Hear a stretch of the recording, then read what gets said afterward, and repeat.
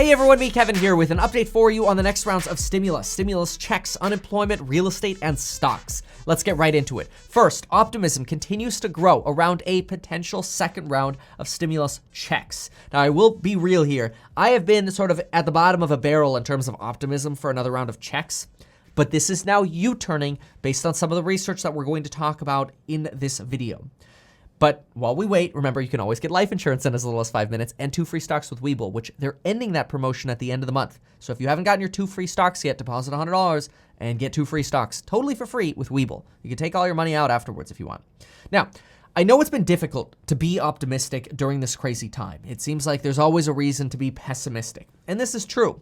But here's what I want to do. I want to start by talking about why there is so much bad that happens without another stimulus relief bill, and then talk about where the stimulus checks come up. First, think about what happens if we don't see another relief bill before the end of the year.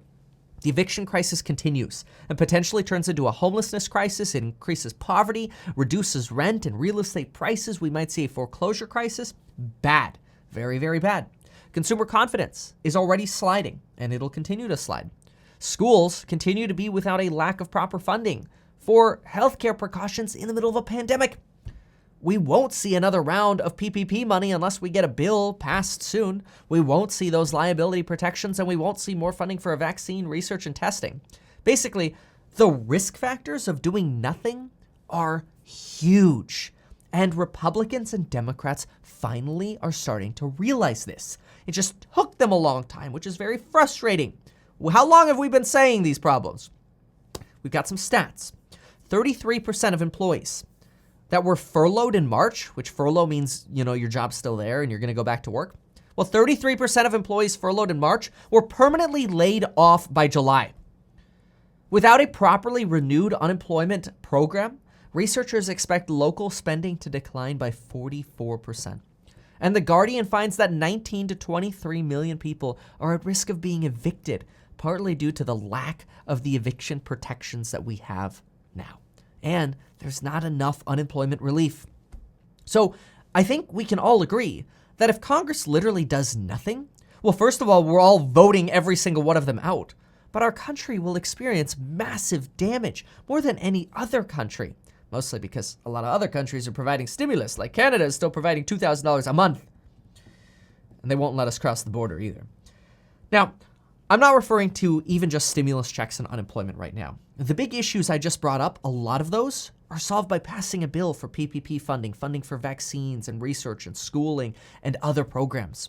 Stimulus checks and unemployment will likely come with some sort of bill.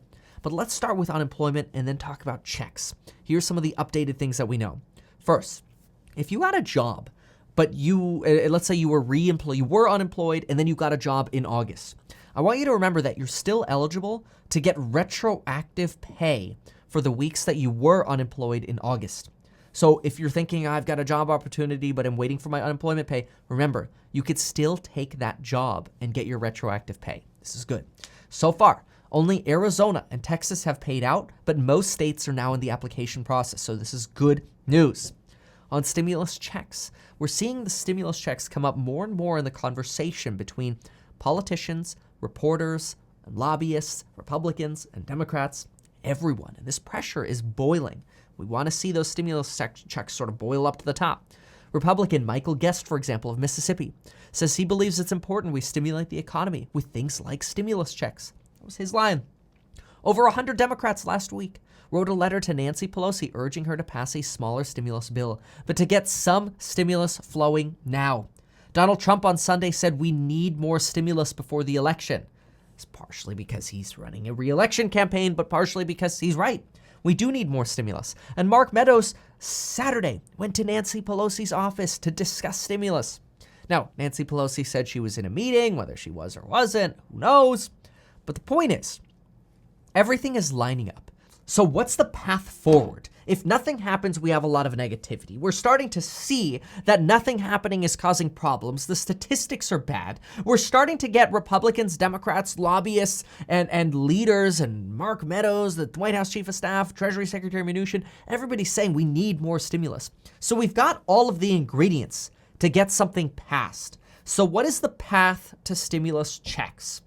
Well, first, the Republican National Convention has 3 days left. I broke down day one this morning. You're welcome to look on my channel to see if you want to see my breakdown of the RNC this morning. I also broke down the Republican skinny bill proposal that was released this weekend. I'll link that down below. You could also go to the channel, just type in me, Kevin Skinny Bill. I break down the entire bill.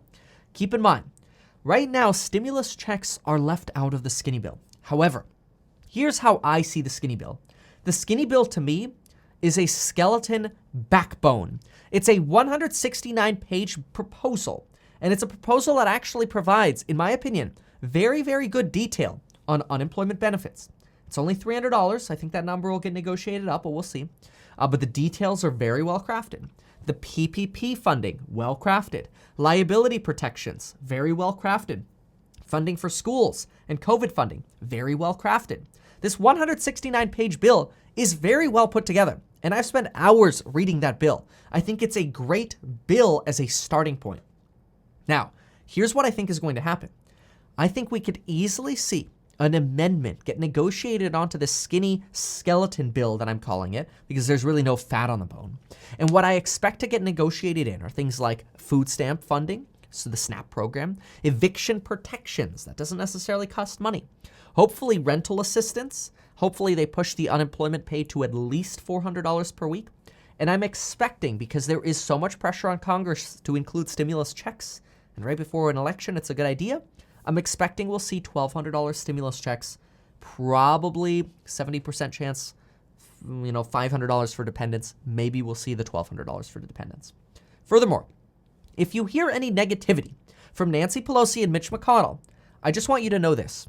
Don't take cues from them. Nancy Pelosi and Mitch McConnell are extremely divisive, career politicians, and they're very prone to sort of digging in their heels.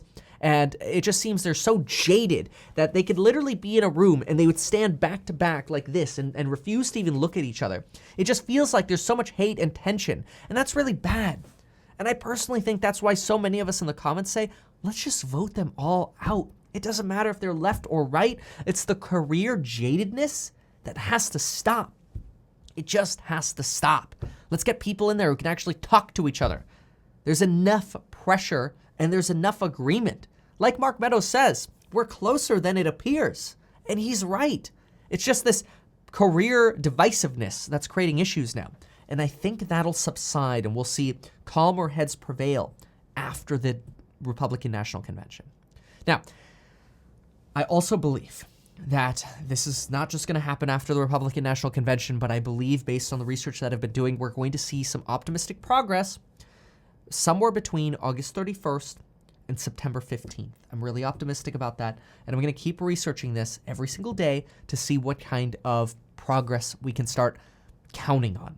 And we want information we can count on, and that's what I'm looking for every day. So if you like this, remember to consider liking the video, consider subscribing, sharing it with your friends and family. I want to keep you as updated as possible. Now remember this, folks. There's a lot of talk on COVID about cases going down because testing is going down. I would initially agree with that, okay, yeah, case counts are going down because testing is going down. You know, we had somewhere around 850,000 tests being conducted at a particular point, and now we're down to around 600,000 tests being conducted at a particular point in time. So we're seeing this decrease in testing at the same time as we're seeing this decrease in cases. But I don't know that we can blame the decline in cases on a decline in testing. And that's partially because of the research that we've been doing on this channel, keeping an eye on COVID and coronavirus trends on Google searches. Those have declined substantially as well. So it is quite possible that the case decline is real. Now, I do think that there is still an underreporting of cases, but I do think we are seeing a decline in cases. I think the bigger issue is a potential second wave. On real estate, there's talk of possibly removing the 0.5% refinance fee on conventional loans. I have no idea if that'll happen, but there's pressure to see it removed, and I hope it happens. On stocks, most stocks are red today. I'm also updating my M1 Finance 1337 Pi to version 5 as of this video. That means you can go to metkevin.com/1337v5 to see my favorite stock picks right now. The 1337 version 1, 2, and 3 are up 20% since July 1st. 1337v4 is up 8.4%. since August 5th. That's within the last 20 days. I'm now transitioning to version 5. And just so you know, you can compare what I changed by going to those. Go to metkevin.com/1337, 1337v2, 1337v3. You can kind of see what's changed over time. But one of the changes that I consistently make, or how I make changes, just so you know, is when stocks decline, like when there's a fall in a stock's price, I increase the share that I want to give to that stock, because I like buying stocks when they fall in, not when they've gone up a lot. So you'll see those sort of micro adjustments happen between the different versions.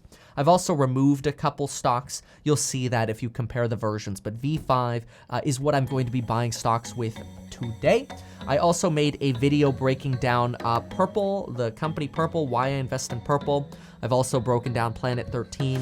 You could Google Meet Kevin Purple, Meet Kevin Planet 13, Meet Kevin Tesla, Meet Kevin Apple, and you'll see kind of my more niche breakdown videos on those topics.